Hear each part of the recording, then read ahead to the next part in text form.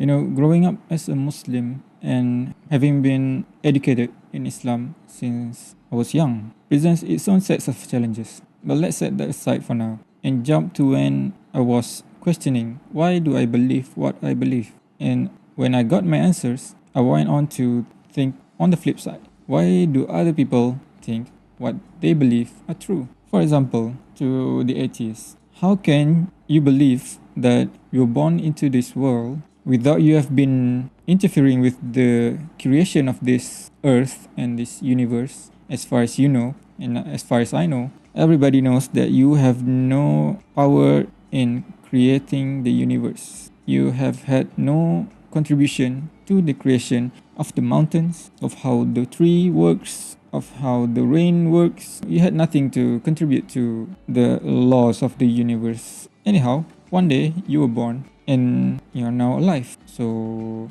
what happens now? You just grow up, you learn things, you consume, you travel. What else you do? Whatever you do in your life, whether it be the fruit that you ate that came from a tree or the mountain that you traveled to. Have you ever wondered, is that mountain just there? Does it have an owner? Does it have a rule that I have to follow? The mountain itself. Can we just, as human beings, get rid of all the mountains if we can, see what happens? And then while we are at it, why don't we evaporate the seas if we can? Let's say that we can do all of that. Is there some sort of regulation in place that says we shouldn't? And if that regulation exists, who is it by and why should we listen to it? Let's say the world leaders tell you should not evaporate the seas. And let's say that I've invented a machine that will harness the power of the sun and then evaporate all the seas in the world. It's just an example. Don't worry, the rivers are fine. It's just the seas. The seas are gone. So we won't be needing ships, but that's another story for another time. We can just fly over them. So yeah, if that were to happen, it shouldn't be a problem, right? But why shouldn't it be a problem? Why is it subjective? Why is it debatable? Who told you that it is debatable to evaporate the seas? Is everything in our life subjective? Is morality itself subjective?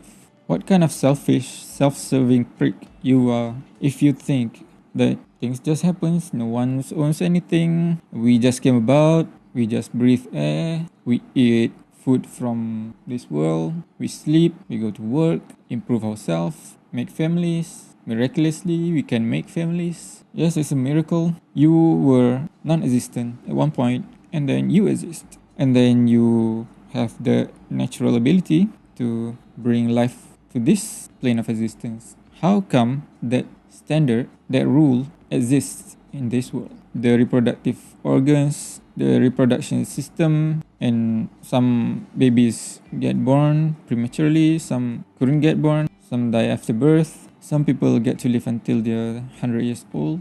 What is this thing called life? How do you reason life if you are an atheist? Do you base it all on anything, or you just say it is chance, randomness? Is chance or randomness your God? Yes, they're your gods. Your gods, chance and randomness created this universe, sustain life. They dictate how everything operates and how everything don't operate. Sometimes you call it nature too. And how do you understand your God? Through science. Yes, some atheists are materialists. They only believe things that are empirical and is material. So they only believe in their own five senses. Are you those kinds of atheists? What kind of atheist are you? I am interested to know, as someone born into Islam and found his answers through the lens of the Muslim scholars and thinkers, I can understand that there is a necessary existence, that everything depends on it and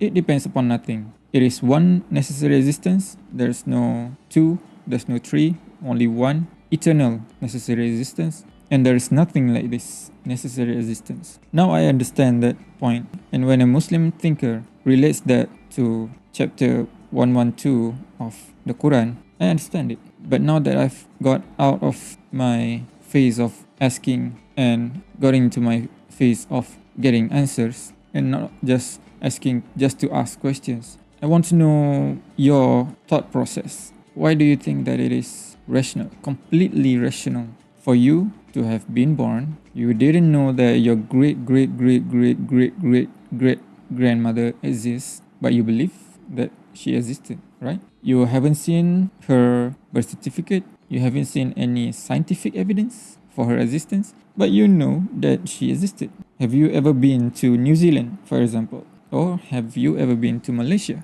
Have you ever been to Zimbabwe? Have you ever been to those places? If you haven't, how are you so sure that they exist? Is it by testimonies, by other people, by your news channel? Are you sure? Or are you one of those people who are not sure of anything and you think that you yourself might not exist? Or only you exist and other people might not exist? I don't exist. Which means if someone were to commit a crime to you or your family, you shouldn't have to react to it. It just happens, right? Or if you were to commit a crime in a court, you can just say that, Judge, I'm not even sure that you exist, so I don't mind. Just do anything you want to me. I don't care. And if my son starves, then it's fine. I don't have to provide anything to him because my son is just an illusion. Are you going to say that? Is that how you function in this world? What type of atheist are you?